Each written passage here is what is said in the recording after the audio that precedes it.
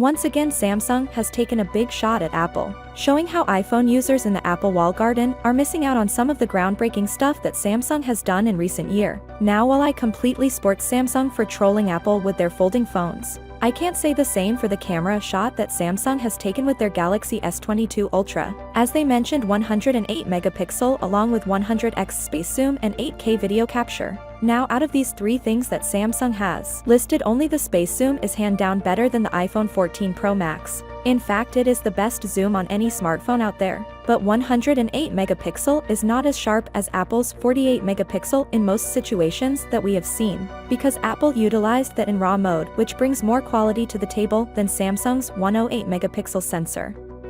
iPhone allows you to shoot 4K cinematic video, also does higher quality action mode video than Samsung, which is a feature that Samsung had since Galaxy S10. Meanwhile, Samsung Galaxy S23 Ultra camera specs emerge, and we aren't surprised. It's just one upgrade to talk about. Samsung almost never downgrades camera specs on its phones, and the S23 Ultra will be no different. That said, it's common practice for the phone maker to keep some of the hardware unchanged on its flagship for at least a couple of years.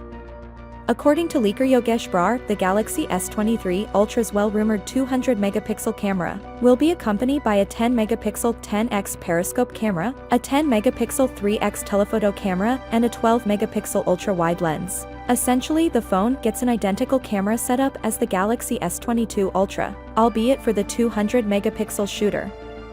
The new Galaxy S23 Ultra has a large battery with a capacity of 5,000 mAh battery, with 45 watts fast charging. In addition, we recently saw that the processor of the American version of the Samsung Galaxy S23 lineup is Qualcomm Snapdragon 8 Gen 2, and that is much faster than the Snapdragon 8 Gen 1 processor. And of course, Samsung's own improvements in camera software post-processing.